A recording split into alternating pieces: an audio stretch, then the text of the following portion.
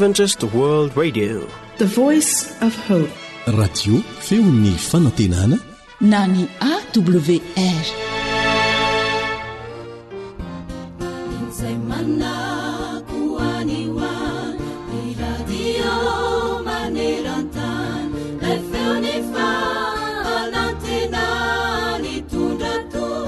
Ireo lakile lehibe ahatonga anao hanana fifandraisana maharitra dia ny fitiavana sy ny fahaizana mamela heloka.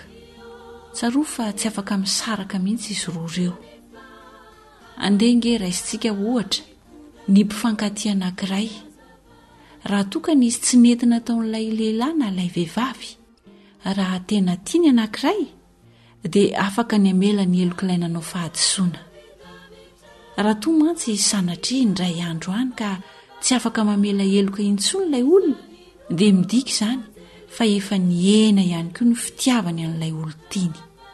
Tsy toy ny teo aloha intsony. Endrim-piainao jaina. Ny olombelona dia mety miova. Misy olona iray anefa izay mamela mandrakariva na dia izay fahadisoana eritreretintsika fa lehibe indrindra aza dia avelany hatrany. Ary tsy manova ny fitiavany antsika izany. Tsy izy izany fa ilay Jesosy izay tiantsika mandrakariva. Ary nahafoy ny ainy aza mba hamonjena antsika rehetra eto amin'ity tany ity. Izany indrindra nahatonga ny mpanao salamo hilaza ao amin'ny salamo 9:25 manao hoe: fa ianao Tompo no tsara sady mamela heloka ary be famondram-po amin'izay rehetra miantso anao. Sanandro mufunaina raswamampu fazamalaina fartumuchani andriza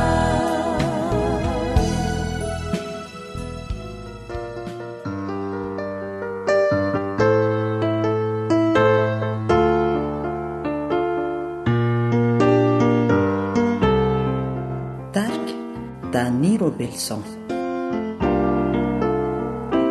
Misy famonjena tsy vidino menany ho an'ireo rehetra mino any Jeso. Raha misy mety ho sasany dia adio pamonjy ty mamindra fo Jesu. Tsy aky olazana ny afaliana anatiko ao satria manaiky amonjy aky o Jesu. Ary hoaiko ny lanitra ambonia zay lova soa avy aminy Jesu. Radio Adventiste Maneran-tany, ny feon'ny fanantenana.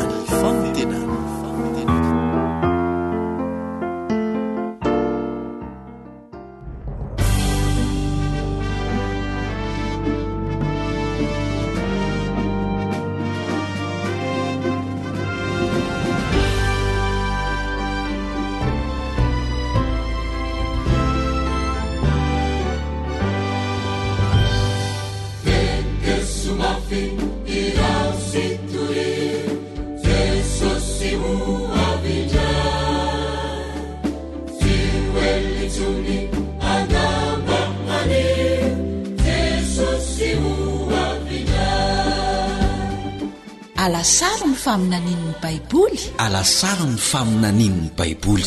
Fianarana mitohitohy ireo faminaniana apokaliptika ao amin'ny Baiboly. Noman'ny radio Adventista iraisan'ny pirenena na ny feon'ny fanantenana ho anao.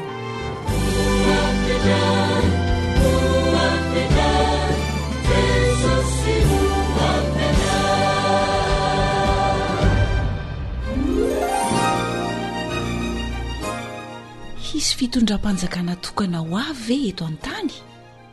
Inona ny antony? Tokony atao ohatr'izany fahefana izany ve isika? Inona ny tokony ataonao amin'izao fotoana izao mba hahatonga anao ho vonina amin'izay ho avy? Hozaraina aminao ny valin'ireo fanontanian'ireo. Manasanao hanaraka famelabelarana ratsoratra masina atolotry ny foiben'ny radio adventista iraisam-pirenena na ny AWR no man'ny Camille Ottoman, filoha lefitry ny AWR. Namanao Eliandre Mitantsoa no hanolotra izany amin'ny teny malagasy.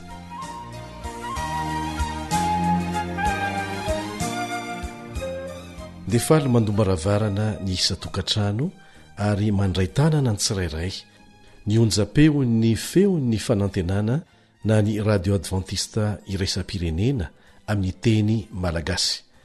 Miaraka aminao eto ny mpiara-mianatra aminao Eliandre Mitantsoa. Hiaraka hijery loha hevitra lehibe hafa indray isika amin'ny tian'io ity.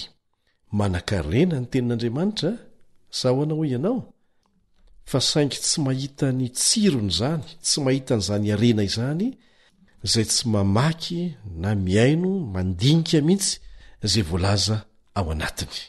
Fa mialohan'izay dia tianay hatrany ny manao antso amintsika rehetra izay tsy nanana tombontsoa nanaraka ny famelabelarana rehetra teto. Voatahiry tsara avokoa ny fandarana rehetra ary ezahanay ny anaparitaka an'izany amin'ny olona rehetra izay mitady azy.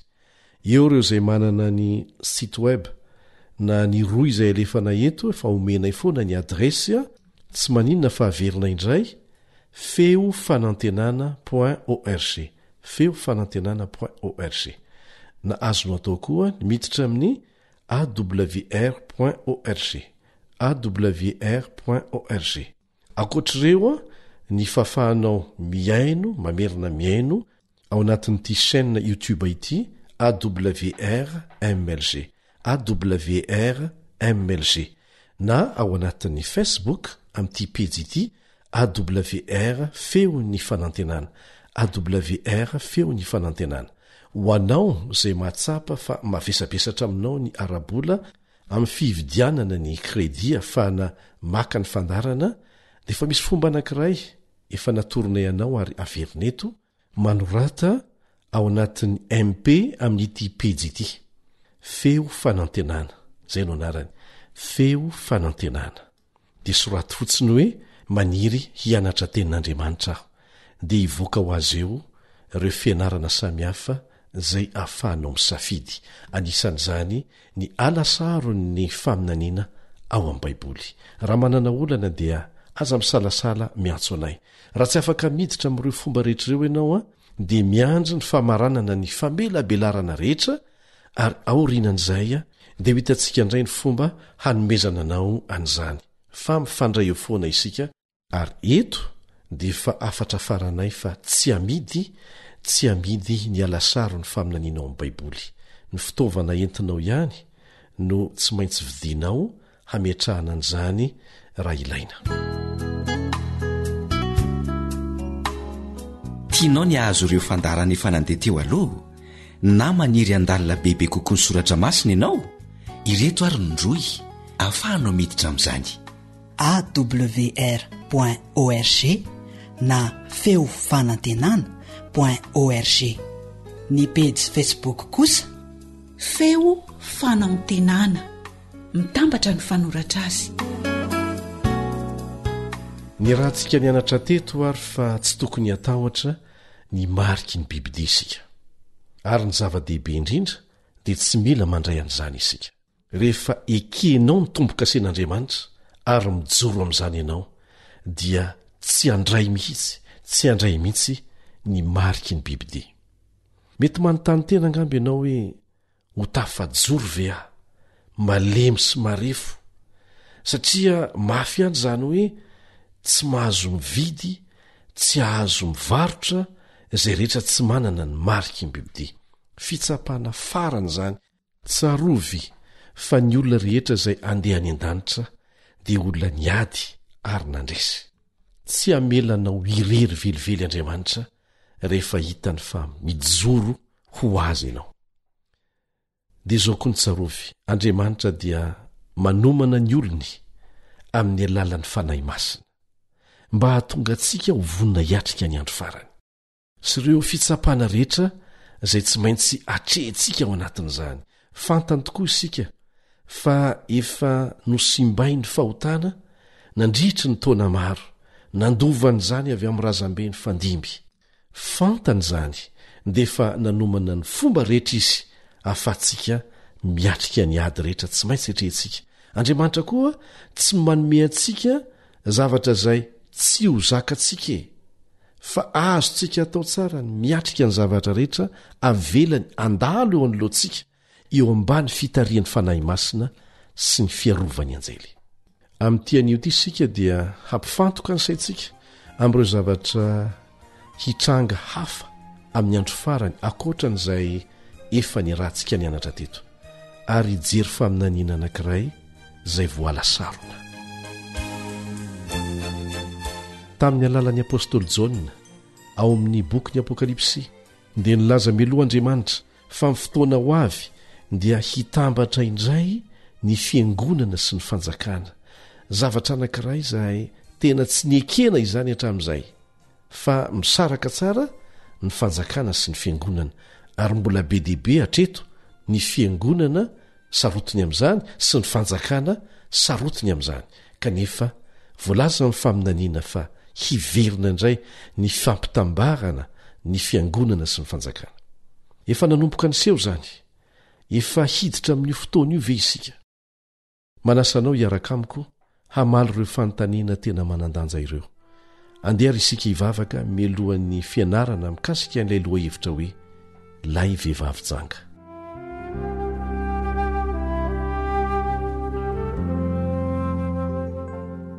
Tompo rainay izay any an-danitra, foaniny mahizao anay mba ahafahanay manetry tena miaino ny feonao. Esory eo amin'ny sainay ireo hevitra efa mibahana mialoha izay mety hanakana anay tsy ho afaka mandray ny fahamarinana tsotra sy mazava avy aminao.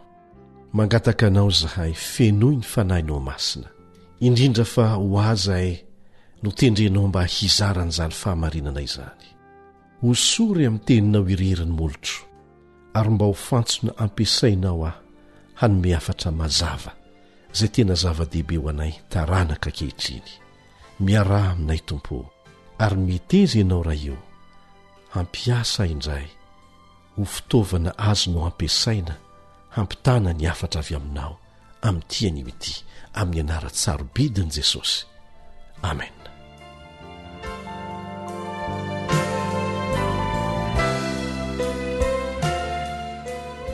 Nisy mpitandrina anankiray tany a Tanzania izay nanentana ny mambra tao amin'ny fiangonana na mpitandrina azy mba hampiasa ireo programa amin'ny radio kristianina ho fitaovana hizarana ny hafatra amin'ireo namana sy ny fianakaviana, hampiain'ny olona nireny fandarana ireny izany. Dia niraisy ny Moma Miambe Ampo izany toromarika izany, ary nanomboka nitondra ny radioany teny amin'izay rehetra naleny izy. I Moma Miambe moa dia nanana zaridaina teo akaikina bara, toerana fisotrotoaka teo amin'ilay tanàna. Tsy lavitra n'ilay bara ny toerana famboleny. Isan'andro raha niondrika ny karakaran'ireo volony izy dia napetra ny teo akaiky ny radio no sady nalefa ny mafy. Tao anatin'ilay bara teo akaiky teo dia nanomboka ny aino sady liana ilay tompony. Lasa nanitikitika azy ireo zavatra enina nandeha tamin'ilay radio teo an-jaridaina, dia nanapa-kevitra koa izy hitady ny onjam-peo izay henoiny io mpamboly io tao amin'ny radiony tao an-trano tao, mba hahafahany mandre tsara kokoa an'izany. Dia sady mampandroso zava-pisotro ho an'ireo mpanjifany ny tompon'ilay bara no miaino toroteny tahaka antsika miaino ny alasaron'ny faminaniany baiboly amin'izao fotoana izao. Vetivety teo anefa dia tsy izy rery no ny aino, fa lasa ny aino nanaraka azy koa ireo mpimamo tonga isan'andro tao. Ary tsy vitan'izany fa nametraka fanontaniana mihitsy. farany dia ny fanaika izy rehetra fa hiaona mba hiaraka iaino an'ilay radio fa tsy sotro. ilay tompotrano sy ireo mpanjifany a dia lasa niona tao amin'ny bara niaraka tamin'ny baiboliny sy ny radio. raha teo ampanazavana ny afatra mifototra amin'ny baiboly ilay radio kristianina izay noko fa azo no an-tsaina sahady fa nionja-peon'ny feon'ny fanantenana izany na ny radio AWR. rehefa niaino izy ireo dia nandre ireo afatra sarobidy ny fahamarinana izay mbola tsy reny mihitsy hatramin'izay. taorinan'ireo fampianarana ny itohitohy nandritry ny 20 andro dia nanapa-kevitra hanolotra ny fiainana ho an'i Jesosy ny tompon'ilay bara ary vita batisa niaraka tamin'ireo mpanjifany 20 isa izy. mba fantatrao ve ny tombontsoa azo avy amin'izany na ho an'ireo lehilahy ireo na ho an'ny fianakaviany satria ilay vola izay lany tamin'ny fisotrotoaka isan'andro a dia lasa anampy ny vola olaniana ao tokantrano. taorinan'ny batisa dia nanapa-kevitra io vondrona kely vaovao io fa hanova ilay toeram-pisotroana ho lasa toeram-pivavahana. dia miaona isa-tsabaty izy ireo mihirahira fiderana miara-mianatra baiboly miaraka amin'izy ireo matetika imoma miambe amin'ny fofeno fifaliana no ireo zavatra nataon'Andriamanitra tamin'ny alalany. heverinao ve fa fandarana tsotra izarana ny fahamarinana amin'ny fotoana fohy dia tokony hitondra fiovana lehibe tahaka an'izany ankoatr'ireo izay efa nizaraina tamintsika teto? izany dia tokony atsapantsika fa miasa amin'ny fomba tsy tratry ny saintsika Andriamanitra rehefa mizara ny hafatry ny filazantsara amin'ny hafa isika. ny fitondram-panjakana amin'ny toe-zavatra tahaka an'izany a dia miarafaly amin'ny fiangonana miarafaly amin'Andriamanitra. alay fisaraintsaina izany hoe toerana feno fahadalàna sy fahamamona nanjary lasa toerana fiderana sy fiankohofana amin'ilay mpamorona antsika. nandreny fahamarinan'ireo lehilahy ireo izay no hamarininy tao amin'ny baiboliny ary nanolo tena hanaraka an'izany amin'ny fomba tsotra tahaka an'izay nandrenesantsika azy teo.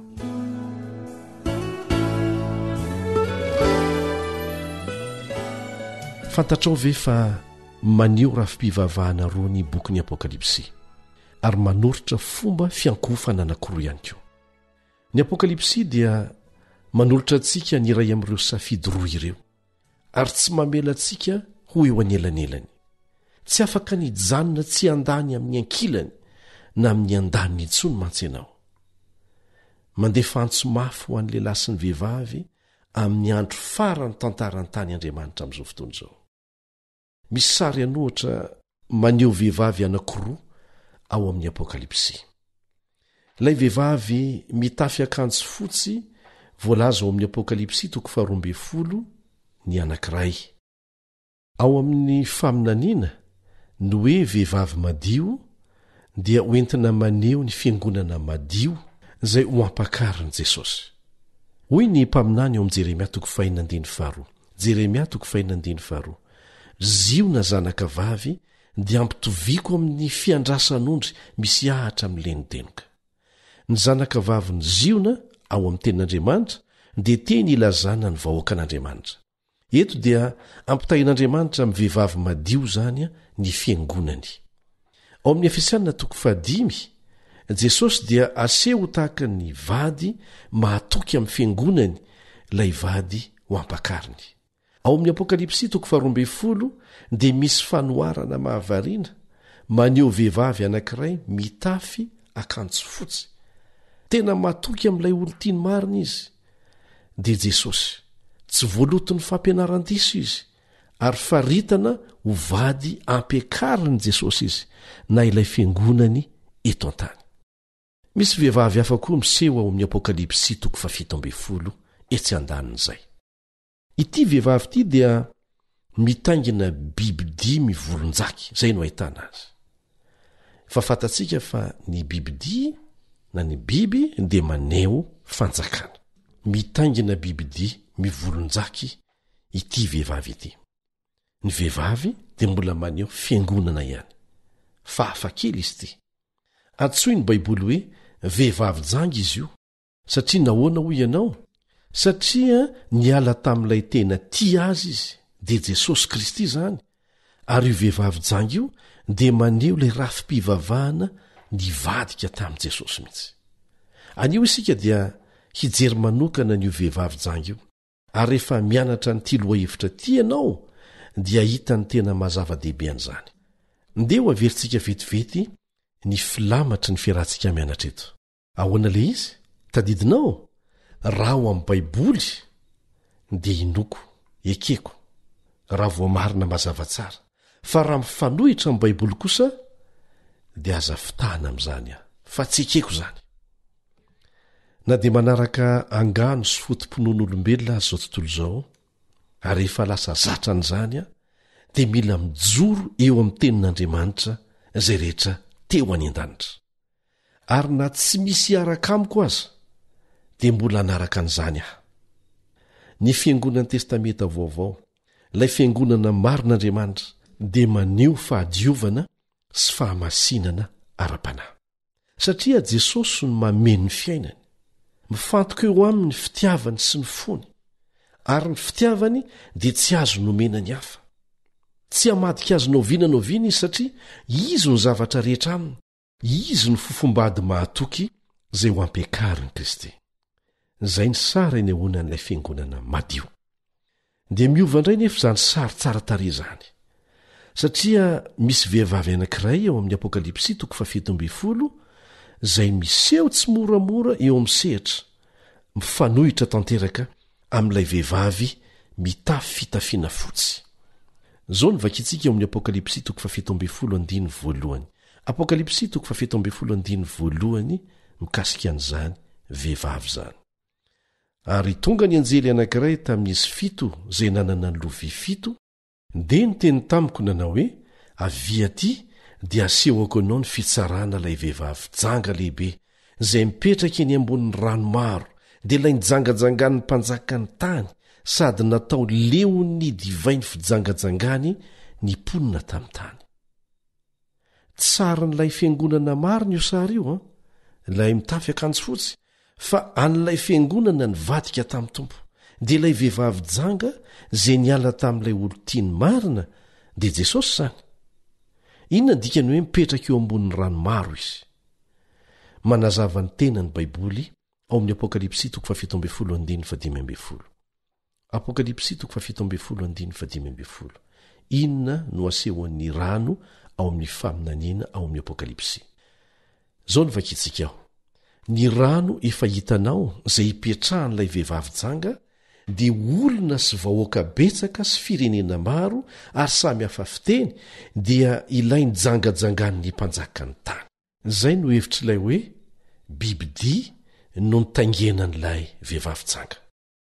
Ao amin'ny rafitry ny fiangonana lavo na nivadika tamin'ny fahamarinana dia mikambana amin'ny fiangonana ny fanjakana. Izay le endriky ny fampirafesana. Ao amin'ny rafitry ny fiangonana marina kosa dia mikambana ary mikambana irery amin'ny fiangonana Jesosy Kristy. Ny fiangonana lavo dia mitodika amin'ireo mpanjaka sy mpitarika politika eto tany mba hazony hery, ary tsy mahagaga zany fa rehefa miala amin'i Jesosy ilay herin'ny fiangonana dia tsy maintsy mitady hery ara-politika fa tsy ara-pivavahana. Ity fiangonana ny emotra ity dia mitady hery avy amin'ireo mpanjaka ny tany nareo manam-pahefana ara-panjakana. Samy hafa ny hoe mankatoa ny fitondram-panjakana misy araka lazain'i Jesosy manao hoe alohavy ho an'i Kaisara izay an'i Kaisara ary ho an'Andriamanitra izay ho an'Andriamanitra. Samy hafa zany sy ny mampivady mihitsy ny fitondram-panjakana amin'ny any fiangonana. Ity vehivavy janga ity dia manintona vahoaka, hainy maka fanahy ireo olo-tiany vaovao, dia misarona ao amin'ny lamba ny volomparasy sy jaka izy, ny ravaka vato sarobidy ary mitaingina bibidia mivolonjaky. Misy heviny daholo zany fanambarana ara-paminaniana ao amin'ny boky ny Apokalipsy zany. Ity fiangonana lavo ity izay nisaraka tamin'i Jesosy, na dia mbola manonona ny anaran'i Jesosy aza, dia manana ny heriny amin'ny alalan'ny fanjakana, satria miasa mangina amin'ireo mpitondra izy mba hanohana ny fampianaran-disony.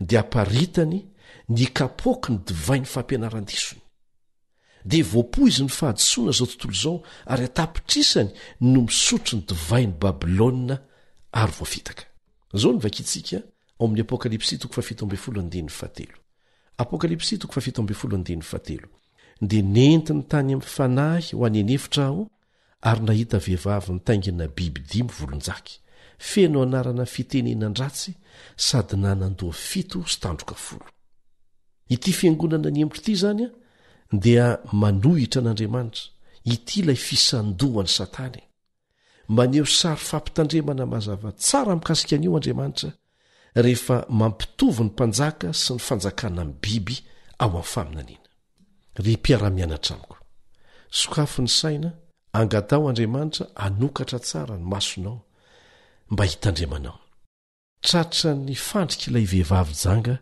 ireto biby ireto na ireto fanjakana ireto ary avy amin'izany no ampiasany heriny mba hitariana mpanjaka sy ampiasana ny lalam-panjakana ho amin'ny sitrapony sy ny fahalotony azonao sary an-tsaina ve zany mahatsiravina anie zany na amintsika samy olombelona efa simba ny fahotana nandritry ny taona maro aza dia mahatakatra ny faratsiany zany mampifamatotra firaisana tsy ara-dalàna eo amin'ny fiangonana sy ny fanjakana ilay vehivavy janga izay no ilazana azy ho mpijangajanga akoatra ny fampivadiana ny fivavahana amin'andriamanitra amin'ny an'ny mpanompo sampy zao ny voarakitra ao amin'ny boky Jameson Fawcett and Brown Commentary peji 375 boky faefatra Philippians to Revelation zao ny voasoratra ao reo mpanoratra protestanta dia nanao fanambarana miavaka momba izay voalaza ao amin'ny apokalipsy 7:70 izay mivakitsika teo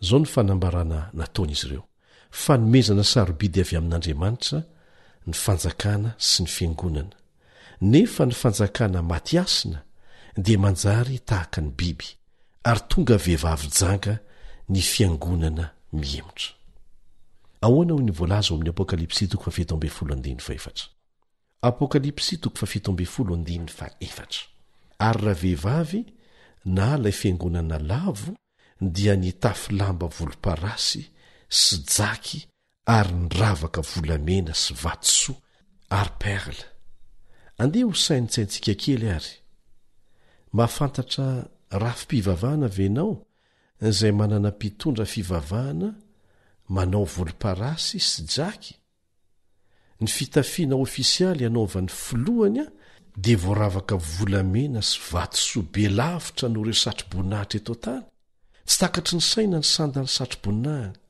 feno arena mitobaka ao aminy volamena perla vatosoa sarobidy zany no mandravaka ny trano fivavahany atraizatraiza eto dia te hiatokely indray zava-dehibe amiko zava-dehibe aminay eo anivon'ny radio adventiste raisam-pirenena ny hiteny aminao manokana fa ny loha hevitra resantsika dia tena saropady ary ny zavatra zaraina eto a dia tsy natao hiampangana olona averina indray mandeha na hiampangana antokon'olona na antokom-pivavahana fa kosa natao hanehoana ny fahatanterahanyizay voalaza ny faminaniana mino afa betsaka ny olona tsopo mikatsaka ny fahamarinana atraizatraiza amin'ny lafiny rehetra amin'ny fiainana ary rehefa miseho ny fahamarinana dia anaraka n'izany izy ireny satria izay ny tena katsahany ny fanazavana voatanisa eto a dia manondro ny rafi-piangonana izay manana fotomponoana maro izay hita mazava tsara fa manohitra ny soratra masina mino aho fa miaraka amiko eto ianao satria mitady ny fahamarinana na dia mety ho sarotra aza ny mandrian'izany ho an'ny olona sasany ry namako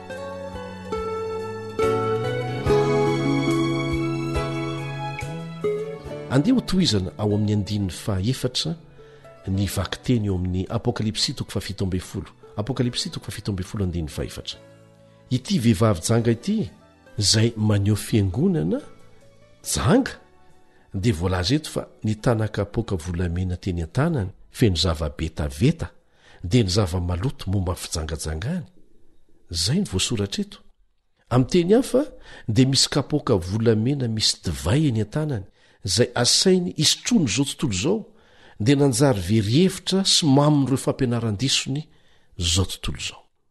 Zao ny vakitsika eo amin'ny 5 amin'ny Apokalipsy 7 miresaka an'izany.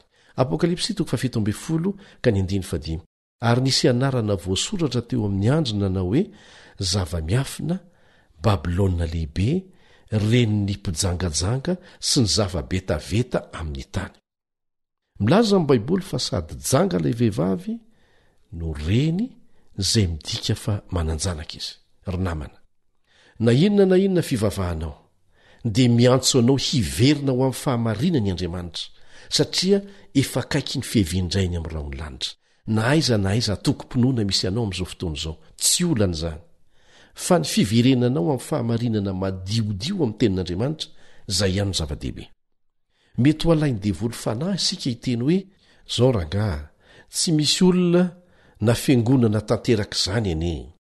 Tsy dia zava-dehibe izany, fa rehefa mino ny famonjena nataon'i Jesosy ianao ary maneho fitiavana ny mpiarabelona aminao, dia izay.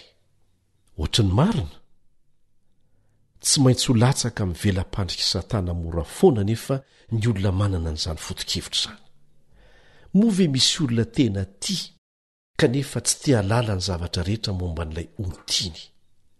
Tsy tia halala hoe inona ny mba zavatra tiany sy tsy tiany, inona ny fampitandremana nataony, rovina izy no tonga. Tena tia ve ny olona tsy mihevitra n'izany rehetrarehetra izany amin'ny olona izay lazainy fa tiany? Dia tokony oatra noho izany ny fahaliananao ahalala ny fampitandremana avy amin'ilay Andriamanitra lazainao fa tianao sady tena tianao anie. Mino venao fa misy ady ifanaovan-tsara sy ny ratsy eto? Mino venao fa manao ny fomba rehetra Satana hisandohana ny marina ho entina mamitaka? Mino venao fa misy antony lehibe matody Jehovah Andriamanitra mandefa afatra mazava ao amin'ny Apokalipsy 7 andiny fahenina ka hatramin'ny 12, afatra manokana, afatra farany alefan'Andriamanitra amin'ny olombelona rehetra maneran-tany. Manao hoe matahoran'Andriamanitra ka omeo voninahitra izy fa tonga ny andro fitsarany, ary miankohofy eo anoloana izay nanao ny lanitra sy ny tany sy ny ranomasina ary ny loharano. Rava Babilôna lehibe izay nampisotro ny firenena rehetra ny divay ny fahatezerana no ny fijangajangany. Raha misy miankohoka eo anoloan'ny biby sy ny sariny ka mandray ny marika eo amin'ny andriny na amin'ny tanany, dia izy koa nisotro ny divay ny fahatezeran'Andriamanitra izay nahidina tao anatin'ny kapoky ny fahatezerany, tsy miaroaro zavatra. Afatra mazavany izany. Raha mino izany ianao, dia tsy hanao kitoatoa amin'ireo fampitandremana mazava omen'Andriamanitra ireo, ary tsarovy fa matoa nomeny ireo ary nosoratana ao anatin'ny Baiboly dia nalefa mba ahafatsika mitandrina. Dia averina ihany, tsy manana olombelona tokony hatao fahavalo isika, mbola misokatra ny varavara-pahasoavana ho an'ny olombelona rehetra, na iza. Ka tsy mety manao rena azy, aza tamoramoraina na hamahivanina ireo fampitandremana mazava omeny Jehovah Andriamanitra antsika, fa tsy hasoantsika izany. Tena mamindra fo izy ary mampiomana antsika fa efa fohy ny fotoana ananantsika. Andriamanitra dia miantso ny olona manerana n'izao tontolo izao, ny kolotsaina sy ny antoko-pivavahana samihafa, ary mamaly antso izy ireny.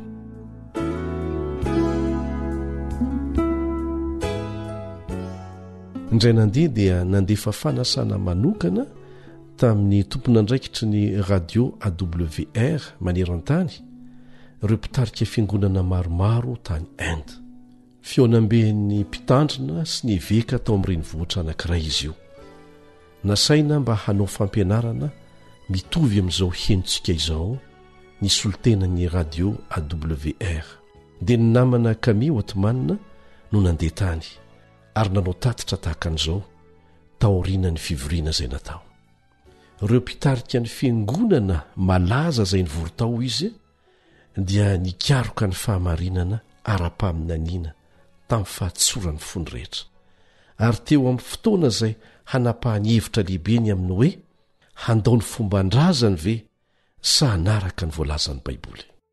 Ary dia mahagaga fa tahaka an'izany koa no niseho tany Papouasie Nouvelle-Guinée tao amin'ireny vohitra anankiray.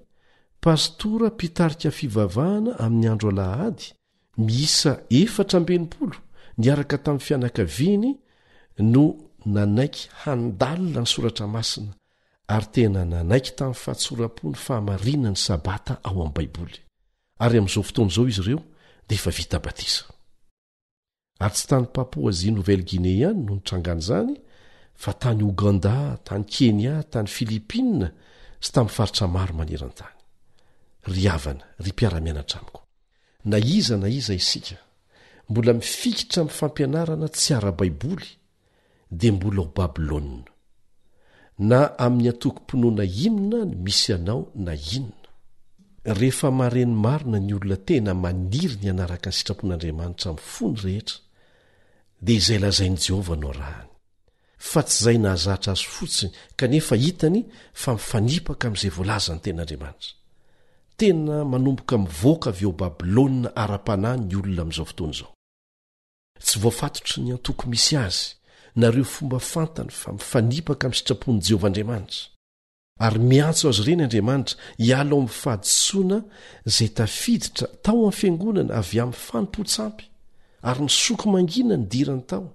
Raha tsorona anie ny atao hoe fanompo-tsampy dia izay rehetra mifanohitra amin'Andriamanitra sy ny lalàny, kanefa hinitsika topoina. Misy olona miteny hoe mitovy ihany rangaha rehefa mpanota.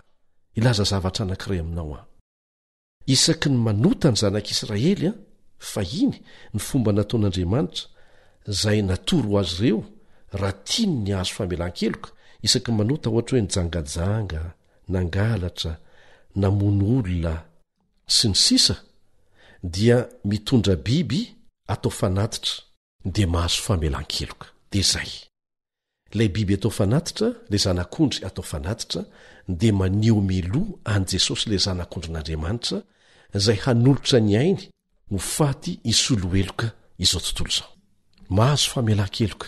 Fa rehefa manompo sampy izy ireo dia famaizana lehibe mihitsy no ataon'Andriamanitra aminy raha tsy mibebaka avetrany. Anisan'izany ny fahababoana samihafa, babo ny Filistina, babo tany Babilôna sy ny sisa. Ka tsy mitovy re no hoe tsy tanteraka sy ny hoe manompo sampy izay midika ho fampifangaroana ny fivavahana amin'Andriamanitra amin'ny sampy. Miantso ny olony ho amin'ny fahamarinan'ny tenin'ny Andriamanitra. Ny antoko-pinoana rehetra dia samy mety ahitana olona mbola mitoetra ho Babilôna ara-panahy, ary antson'Andriamanitra hiala amin'izany. Aoka tsy hevitra velively ianao hoe za fa ao anatin'ny antoko-pinoana izao efa milamina ny ahy. Ekena fa misy fiangonana, rafim-piangonana izay tena miaina amin'izay fijangajangana ara-panahy izay efatry ny ela. Mazava izany ao amin'ny boky ny Apokalipsy. Fa ny tsiraray amintsika koa dia mety mbola mipetraka ao Babilôna na tsy ao anatin'izany fiangonana izany aza. Mino ary namana, fa mitady zavatra mihoatra noho ny teny mamy izay mampahazoazo aina fotsiny ianao, nefa mety hamitaka anao izany. Teny mamy atonga anao harefo ara-panahy izay atonga anao mora andaira ny fisandohana. Ho aho manokana dia aleko ratraina amin'ny fahamarinana toy izay lambolambona milainga. Ny faniriako hahafantatra ny marina dia mahery lavitra noho ny faniriako hahazo fahatoniana na filamidaminana izay mamitaka fotsiny. Ary mino aho fa miara-mianatra amiko ianao satria ianao koa dia maniry ahita ny fahamarinana mivantana sy tsotra avy eo amin'ny tenin'Andriamanitra satria teo any an-danitra ianao. Tsaroa fa tsy mandeha ho azy akory ny fanarahntsika ny fahamarinana, fa misy ady hifanaovana amin'ny fanaratsy. Mila mandresy isika. Miverimberina amin'ny boky Apokalipsy ny teny hoe izay maharesy, mba fantatrao imbalo miverina io teny io arahan'ny fampanantenana avy amin'Andriamanitra. Horaisitsika ohatra ny 7 amin'ny Apokalipsy 2. Apokalipsy 2:7. Izay maharesy dia avelako hihinana amin'ny hazonaina. Ilay hazonaina izay hanome fahavelomana mandrakizay.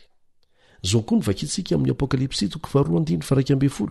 Apokalipsy 2:12.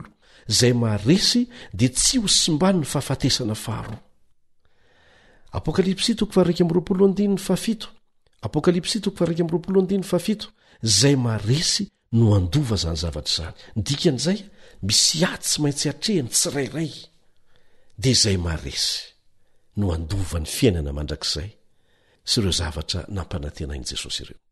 andehra isika hanohy ny fiarah-mianatra inona ny tiany baiboly lazaina rehefa miteny izy hoe mistery na zava-miafy ny babilôna lehibe inona ny tiany ambara tamin'ny taonjato voalohany i babilôna dia tanàna tena nisy tao amin'ny testamenta taloha ary tany amin'ny eny faritra misy any iraka amin'izao fotoana izao iny no nisy azy fa efa rava izany kanefa tsy ho tanàna tena nisy taloha io ny resahana eto fa manondro ny babilôna ara-panahy zany ao amin'ny faminaniana apokaliptika amin'ny teny hafa dia rafitra ra-pivavahana izay niala tamin'ny fampianarana madio ny tenin'andriamanitra izy io hiditra ao amin'ny fiangonana amin'ny alalan'ny rafitra sandoka ra-pivavahana antsoina hoe babilôna ireo fampianaran-diso dia izay no mahatonga ny fijangajangana ara-panahy mario fa na ekeny fiangonana aza na mpidirana an'ireny fampianaran'ireny dia tsy eken'andriamanitra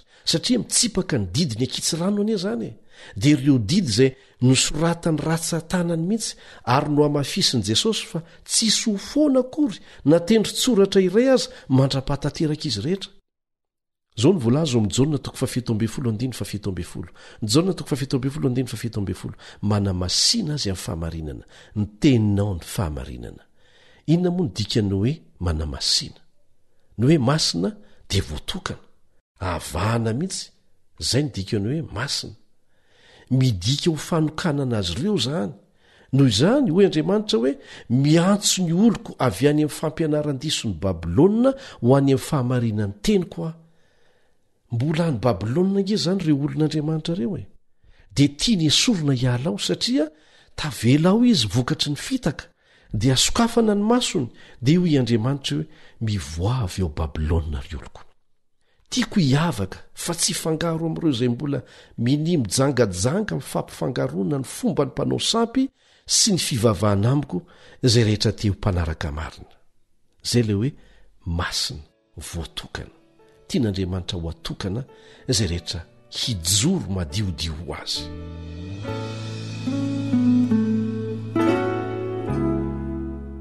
tao amin'ny testamenta taloha taoriana safodrano dia nanao drafitra ny antsy an'Andriamanitra mivantana ny olombelona raha fitiana dia izao no nitranga rehefa tapitra ny safodrano dia nampanantena ny Noa Andriamanitra fa tsy hanafitra ny tany intsony dia reto olona ireto tsy nino an'izany fa nanapa-kevitra hoe andao tsika anao tilikambo avo be avo dia avo mihitsy tena azo lazaina hoe vokatry ny tsy finoanan'Andriamanitra vokatry ny tsy fatokina azy afiantsiana n'Andriamanitra koa hoe raha mandefa rano amin'izao ianao tsy mahatratra ny avo ny otsony dia nisy fanorenana goavambe fantatra amin'ny hoe tilikambony Babela izay voatantaro amin'ny Genesis 1:12 dia izao mivolazo amin'ny Genesis 1:17 koa izany nanaovana ny anarany hoe Babela fa tao Jehova no nanorokoroka ny fitenin'ny tany rehetra Andriamanitra manao hoe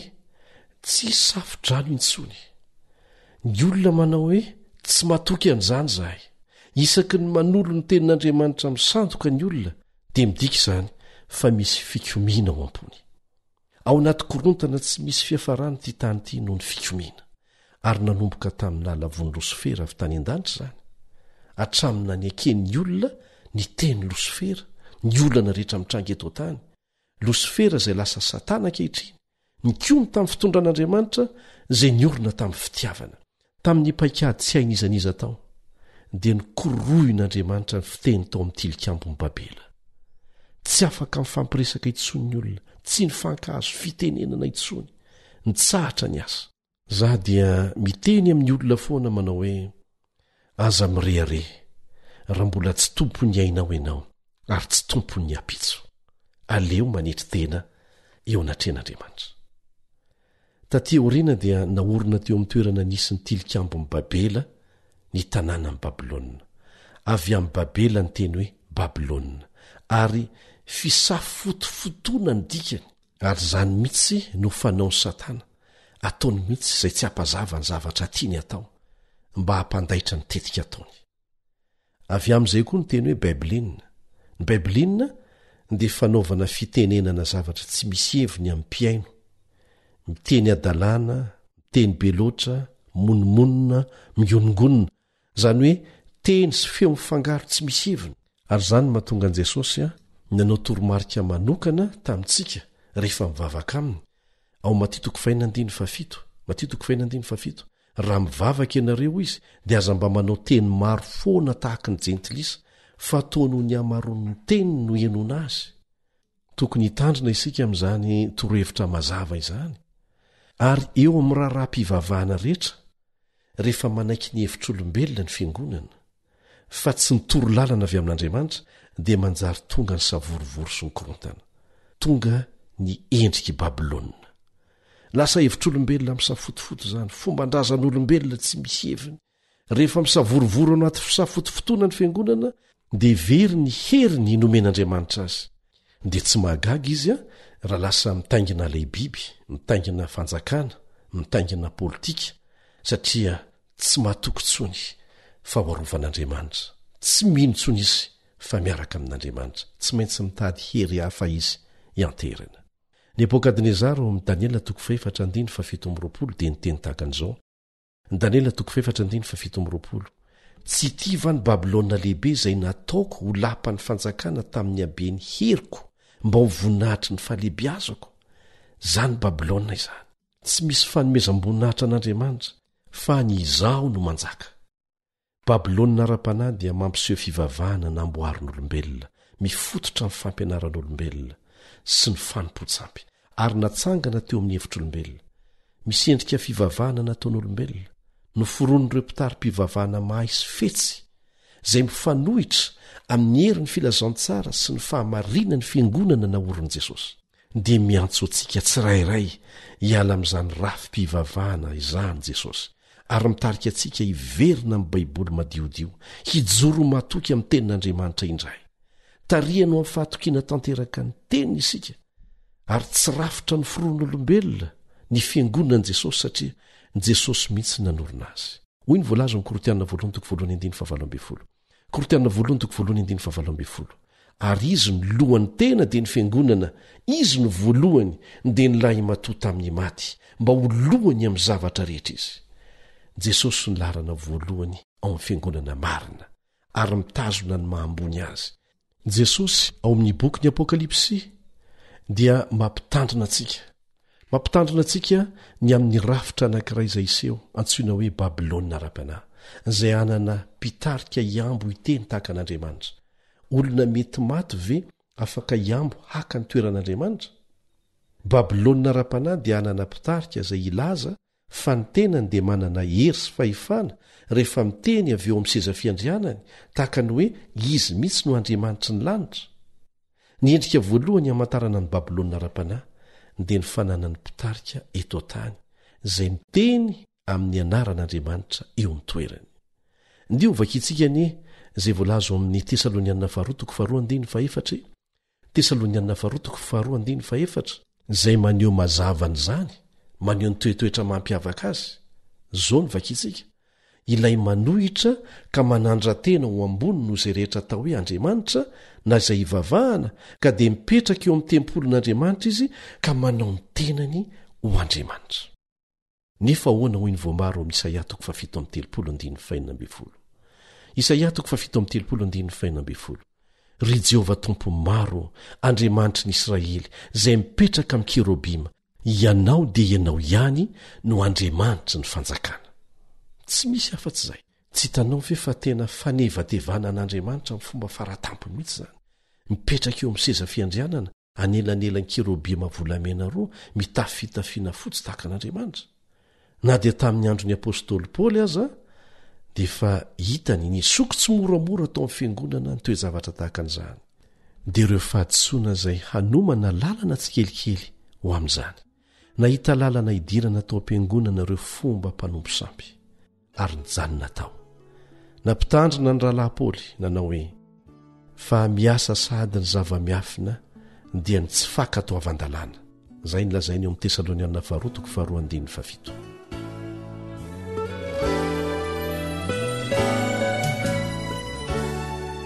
Eto am-pamaranana dia te hisarika ny sainao ny amin'ny toe-javatra nitranga tao anatina fianakaviana kely anankiray tany ambanivohitra. Ity fianakaviana kely ity dia mivelona amin'ny fakana trondro amin'ny vovo. mandeha voamaraina be dada dia maka ilay trondro izay tratra ao anatin'ny vovo. Tamin'ity indray mandeha ity dia nitanaka mihitsy ny ray trano fa tena vaventy be dolo ny trondro tratra tao. Dia lasa saina ny tovolahy kely anankiray izay kely indrindra tao an-trano rehefa nahitan'izany. Raha mbola nresaka teo ny mpianakavy, faly fa hivarotra trondro be dehibe. Velony eritreritra mantsy ilay tovolahy kely izay vao eni-taona monja ny amin'ny antony na voafitaka ireo trondro ireo. Dia tsy naharitra izy fa nanontany dadany hoe jambagary dada ireo trondro ireo? Namaly ny dadany, tsy jamba izy ireo anaka, fa efa lalana mahazatra azy iny lalana iny, ka tsy fantany indraindray fa misy fandrika dia lasa tafiditra ao izy. Tandremo fa eo amin'ny lalana mahazatra antsika ihany no ametrahany Satana vovo ry havana. Ka raha mandeha amin'ny fahazarana fotsiny isika fa tsy mandinika dia tsy maintsy ho tratrany vovony. Fetsy dia fetsy Satana, ary tamin'ny fomba tsy ampozony rehetra nampidirany ny fampifangaroana ny fivavahana madio amin'Andriamanitra sy ny fivavahana amin'ny samby. Efa lalana mahazatra rahateo ilay mankany am-piangonana, efa mahazatra sy ny fakazatra taminao rahateo ny mpitarika ao. Tsy ampozinao velively fa misy fomba tsy mifanaraka amin'ny sitrapon'Andriamanitra misoko mangina amin'ny fomba fetsy ao amin'ny fiangonana. Mety ho taitra kely ihany angamba ianao indraindray ary miteny rery manao hoe ohatra misy zavatra tsy araka ny tokony ho izy izany dia varimbarin'io indray ianao dia mitony indray ianao rehefa maka toko hoe mpitandrina ambony mpitondra fivavahana manakajo ohatran'izao ve dia sanatria anaonao foana ary rehefa zatra ianao tonga koa moa ny hafanany ny fifandraisana sy ny fanomezana toerana ambony sy ny tombontsoa mifapiditra ao anatin'izany dia mangina tsy miteny tsony. Efa ho tafiditra ao anaty vovo anefa ianao izay raha tsy efa tafiditra mihitsy aza.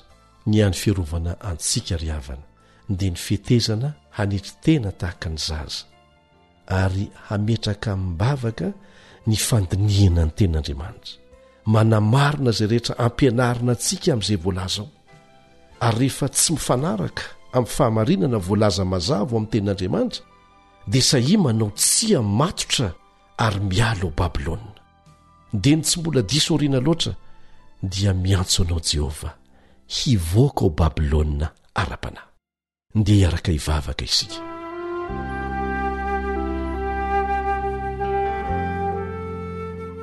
Raina izay ny an-danitro, fisaorana no asandratra ho anao satria nasehonao anay mazava ny marina. Tsy te hijanonao Babilôna izahay. Esory hiala tao zahay Jehova, esory zahay dia tario amin'ny lalana izay azo antoka fa hitondranay ho any amin'ny fiainana mandrakizay. Angatahanay amin'ny anaran'i Jesosy izany vavaka izany. Amen. Raha misy fanontaniana tonga ao an-tsainao na misy antombavaka angatahanao amin'ny fotoana rehetra na koa misy fijoroana ho vavolombelona azonao zaraina dia manorata amin'ireto adresy manaraka ireto: email awr feo fanantenana @gmail.com, page Facebook awr feon'ny fanantenana, na ny laharany finday 034 06 797 62 033 07 170 70. Dia ny faranandray ny fiarahantsika teto tamin'ity ity, mbola hitoy ny fiarahantsika mianatra mikasika an'izay antso ataon'Andriamanitra amintsika hivoaka avy ao Babilôna izay. Fa dia manao mantra-peona vetivety ny mpiara-mianatra aminao Eliandry amin'ny Tansoa. Fidiohatrany ny lalan'Andriamanitra.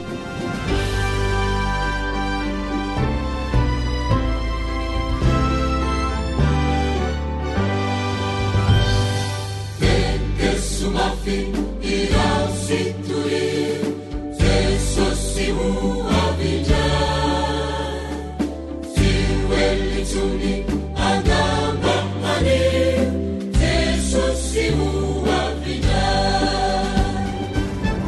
uavija, uavija, Jesus, uavija.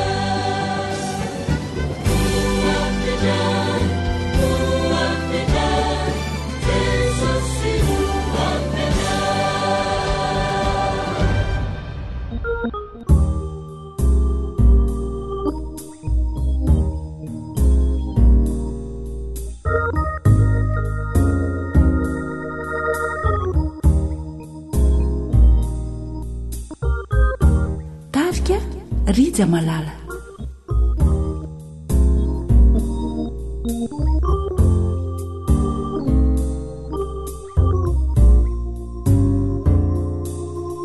Andao ialana zalaye nirehaky ty tany ty fiainandratsy ty veno atao atamany sodokan'ireo filibany. Andao ialana zalaye ne ovain'indrainy famindra reo zavatra hita tsy nety talo ho avao zina atao miry. Andao ialana zalaye nirehaky ty tany ty fiainandratsy ty veno atao atamany sodokan'ireo filibany.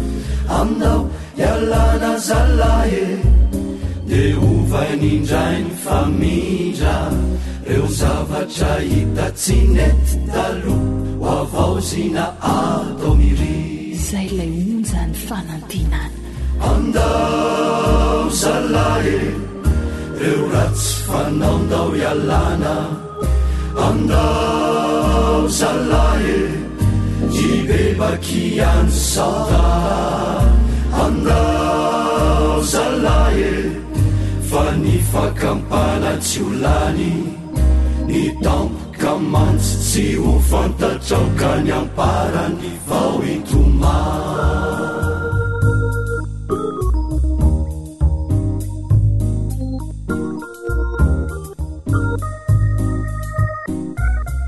AWR boîte postale 700 Antananarivo 100.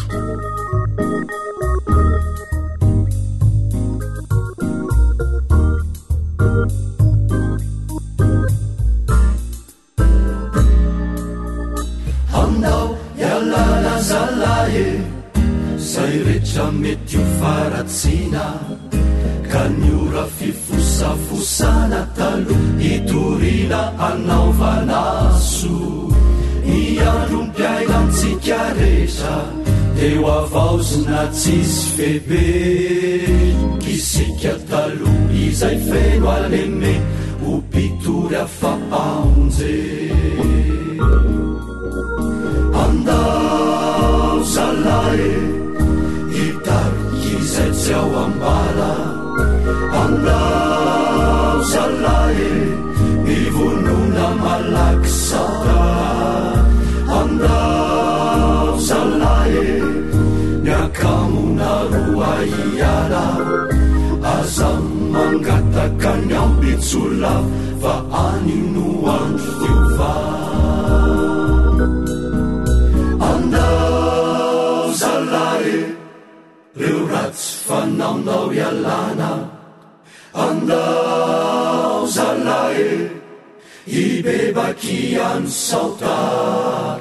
Andao zalaye fa ny fakampana tsy olany ny tampoka mantsy tsy ho fantatraoka ny amparany vao itoma.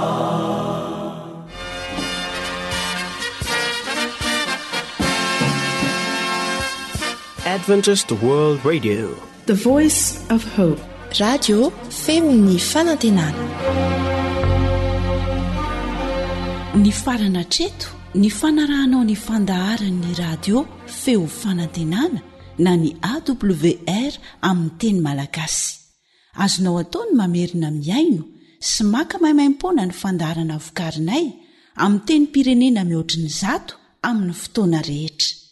Raisoaryn'ny adresy ahafahanao manao izany: www.awr.org na www.feofanantenana.org.